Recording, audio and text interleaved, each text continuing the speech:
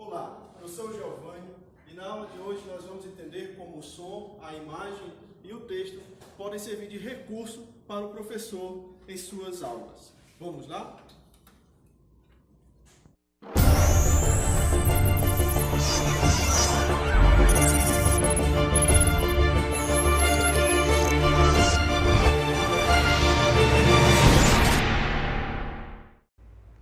Para começarmos, nós vamos iniciar falando sobre o texto. O texto, assim como a imagem e o som, ele é também multidisciplinar, ou seja, pode ser utilizado para várias disciplinas.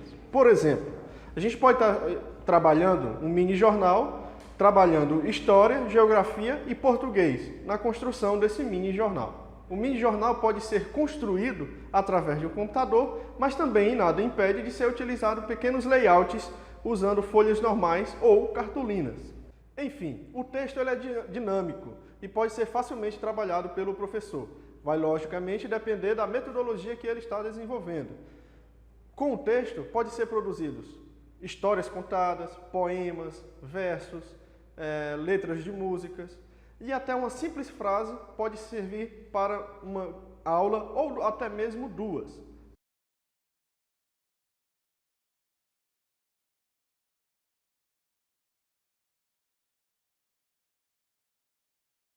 Conforme a metodologia, mais uma vez, explicando. É interessante frisar que o professor ele deve ter um pouco, pelo menos, de domínio dessa metodologia.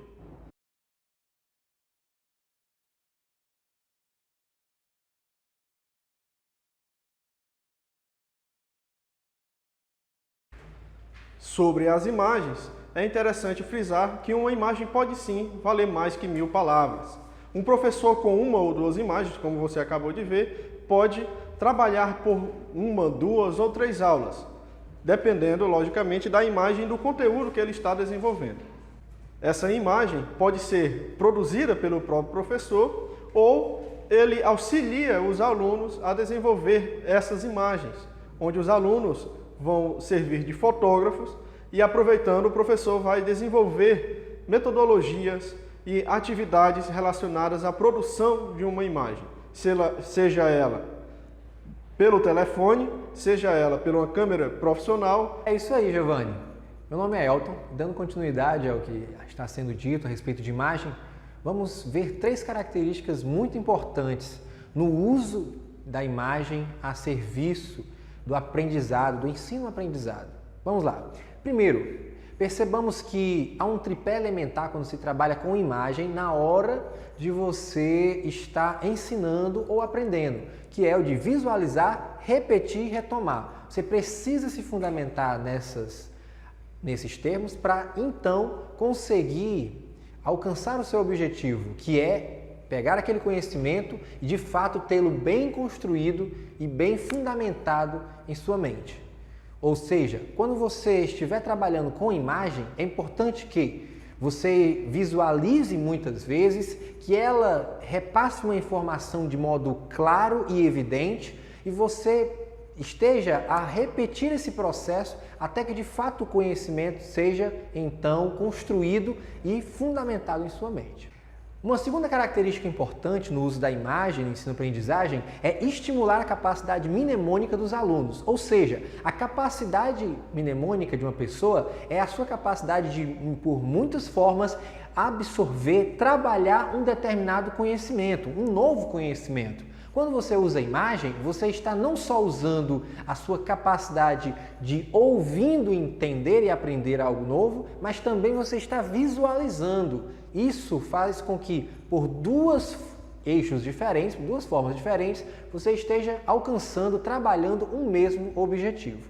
E uma terceira característica interessante é de que quando você estiver a elaborar, seja você aluno ou professor, algum material que use a imagem, é interessante que você evite tanto os excessos quanto a escassez de conhecimento, visto que o excesso vai ser prejudicial, pois vai confundir o seu espectador, o seu aluno, que vai estar tendo acesso àquele conhecimento. enquanto a escassez daquele conhecimento vai ser prejudicial, visto que você não vai estar repassando de modo claro uma informação e vai ter que estar, obviamente, de outras formas, chegando ao objetivo, de que é trabalhar aquele conhecimento. Você pode perceber no slide que nós estamos a demonstrar na segunda tela, como essas imagens, o excesso de informação pode estar sendo prejudicial. Veja, tanto no primeiro exemplo, como o excesso está cobrindo a mente do rapaz que está ali a ter acesso ao mesmo conhecimento,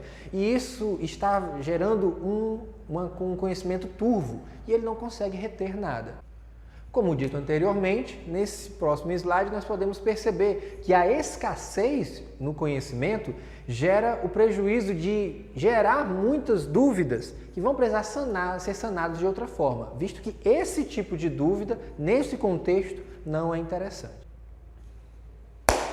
Agora, vamos falar um pouquinho de som. Uma das grandes características de se usar o som nos processos de ensino-aprendizagem é a capacidade que ele tem de ser atrativo. Uma das coisas importantes que vale ressaltar é exercitar determinadas áreas do cérebro.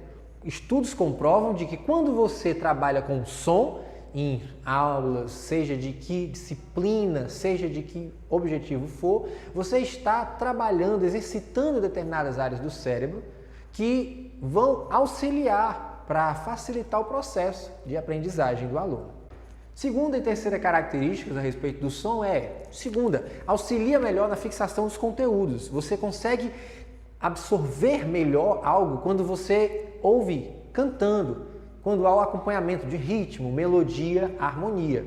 E terceiro e último, que vale ressaltar, é que torna o aprendizado mais agradável e interessante. É estimulante aprender através da música. Vamos ver um exemplo claro a seguir. Bem, como eu havia dito anteriormente, vamos praticar um exemplo claro, onde o som vai auxiliar no aprendizado, através da música. Vejamos, o conhecimento é o seguinte, você pode estar vendo no slide a seguir. Verbo. Classe de palavras que indica ação, processo, estado ou alteração de um estado, sendo o núcleo do predicado. Como seria essa informação se nós não apenas falássemos, mas se nós trabalhássemos esse conhecimento cantando? Vamos perceber como é mais fácil? Classe de palavras que indica ação, processo, estado ou alteração de um estado sendo o núcleo do predicado. Veja, quando eu canto, as palavras se tornam mais fluídas. E se eu mantenho esse mesmo padrão, que é agradável e atrativo aos meus ouvidos, logo ao meu cérebro, isso torna-se mais fácil de adaptar-se à minha mente, de ser memorizado e logo de eu ter acesso quando necessário. É isso aí, pessoal. Bem, depois de tudo isso que a gente viu, é muito fácil entender agora o que é o audiovisual. O audiovisual nada mais é do que a junção desses três gêneros: texto, imagem e som, ou seja, um vídeo, como esse que você está assistindo agora. Esse é um recurso muito rico. O professor pode ele mesmo produzir e postar no YouTube para que seus alunos possam ter acesso, ou ajudar os próprios alunos a produzir os seus vídeos para ser também lançado no YouTube, e eles e outros alunos que tenham também a mesma dificuldade possam também ter acesso àquele vídeo. E não precisa se preocupar com recursos. Por exemplo, esse vídeo que você está vendo está sendo produzido através de um smartphone e um fone de ouvido como lapela.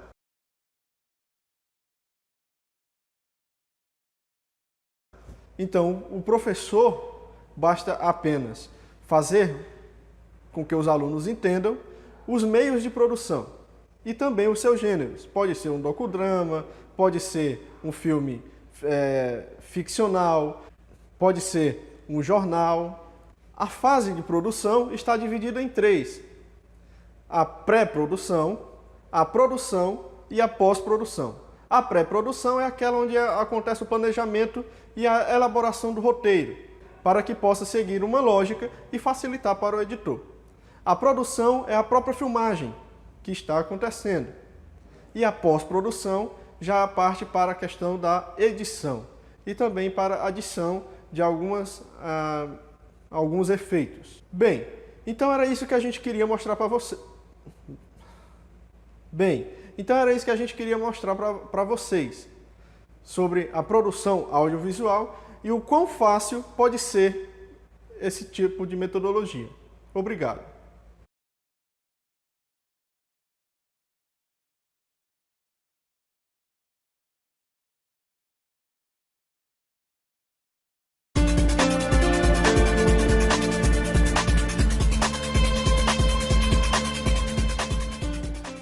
Olá, você que está aí na escola e quer produzir um vídeo bem bacana, vou te dar algumas dicas. Primeiro, você precisa organizar e simplificar o que pretende filmar, montando um pequeno roteiro.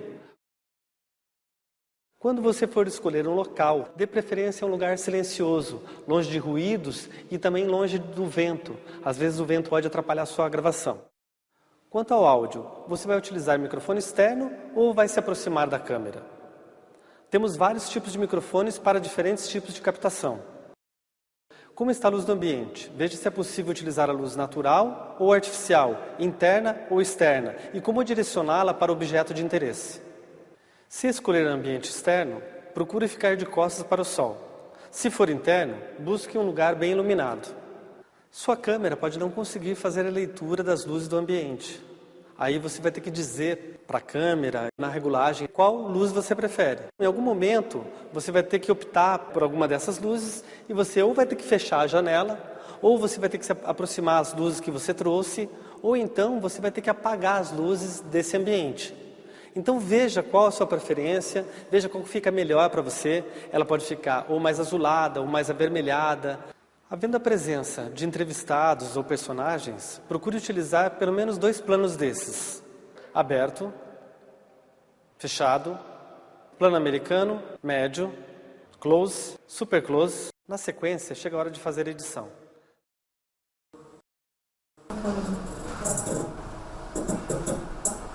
Que melhor, né, gente? Na sequência, chega a hora de fazer a edição. Então você vai ter que selecionar as melhores imagens e o melhor áudio. Faça uma montagem de uma maneira que você consiga comunicar, né? Faça a montagem de uma maneira que você comunique melhor o que deseja mostrar. Teste os aparelhos com antecedência. Verifique se todos estão funcionando adequadamente. Exercite bastante, pois só se aprende com a prática. Teste, brinque, divirta-se com seu material audiovisual. Atente-se aos direitos autorais. Se desejar mais informações, acesse nosso canal no YouTube, ou nossa página no Facebook, ou no portal Dia de Educação. E veja os programas Não Tem Segredo, Roteiro e Fotografia. Neles você vai encontrar mais dicas de produção. E um bom trabalho.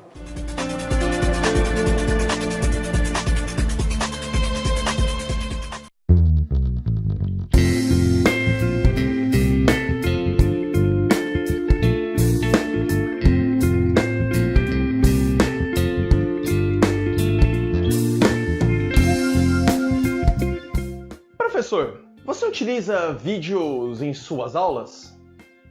Vamos refletir um pouquinho? O cineasta, poeta e escritor Pier Paolo Nupozzi diz que as primeiras lembranças da vida são as lembranças visuais. Logo, é fácil imaginar que trazemos conosco as primeiras imagens de nossa infância, como a escola, a primeira professora, o local do primeiro beijo, e outras emoções que estão tatuadas em nossas mentes. E é por meio dessas imagens gravadas que temos as referências do mundo em que vivemos. Mas o que acontece com esses processos audiovisuais em nossas cabeças? Elas criam imagens que, ao mesmo tempo, podem ser imaginárias, como podem ser reais, pois carregamos sentimentos dos elementos que foram estampados em nossa mente ao longo dos anos. Veja só, tomemos como análise o cinema. No cinema, encontramos ambientes nos quais nos reconhecemos enquanto cidadão. Tanto que a interpretação de um filme que você está assistindo é muito baseada nas experiências que o espectador já teve em sua vida, que ele transitou. Por isso, que o uso do vídeo do cinema, na escola se tornam tão importante. Usar o vídeo na aula valoriza o processo de ensino-aprendizagem, pois eles, quando bem mediados, evidenciam as experiências de cada aluno num contexto que normalmente não seriam evidentes numa aula expositiva, por exemplo. Professores e alunos podem utilizar os filmes para vários propósitos, como enriquecer o conteúdo das disciplinas, motivar os alunos, criar uma nova experiência de aprendizagem, fugir do tradicionalismo, o quadro e a exposição de conteúdos meramente. Pode também ser utilizado para abrir possibilidades de discussão. Talvez o cinema, o filme na escola devam mesmo se constituir em oportunidades para a explicitação dos conflitos com os quais a escola e a educação têm de lidar. Mas sabemos, eu sei, você sabe, todos nós sabemos, que os desafios num contexto prussiano de educação dificultam essas possibilidades audiovisuais na escola. Por exemplo, a dificuldade em ter espaços adequados para a reprodução dos filmes. A dificuldade, e aí isso aí muitos acabam também reclamando, em aliar o currículo programático a um determinado filme. E, às vezes, a falta de conhecimento por parte da escola, da gestão, da comunidade escolar, da importância do audiovisual para o processo de ensino-aprendizagem. Talvez o que falta aos professores é uma formação adequada para aprofundar, mediar, discutir filmes em sala de aula. É claro que cada professor possui uma habilidade diferente, e eu não estou aqui criticando os professores, mas aprendemos um modelo diferente de escola. Não por culpa dos professores, mas sim por um sistema que engessa os docentes a um modelo pré-determinado, por um currículo escolar. Pensemos, o cinema cria uma linguagem específica, o cinema, portanto, uma inteligibilidade peculiar. Assim, ao pensar o cinema, a escola pode também refletir sobre a educação que realiza, os métodos, o programa e até mesmo a sua organização. Ampliando esse horizonte do cinema, a educação passa a trazer a fala do roteirista Jean-Claude Carrière, que diz que a nação que não produz suas próprias imagens, fazendo uma relação com o nosso processo de ensino-aprendizagem, está fadada a desaparecer. Mas nós temos exemplos positivos. Vou deixar aqui no link do vídeo um exemplo maravilhoso de um projeto que trouxe os alunos para dentro do cinema, onde eles de fato produziram seus filmes. Não vou falar muito não, exatamente para não tirar a curiosidade. O link, a postagem vai estar aqui na descrição do vídeo. Mas vale uma reflexão. Se um país não produz novas imagens, tende a desaparecer, será então que uma escola que não produz novas adequações também tende a desaparecer?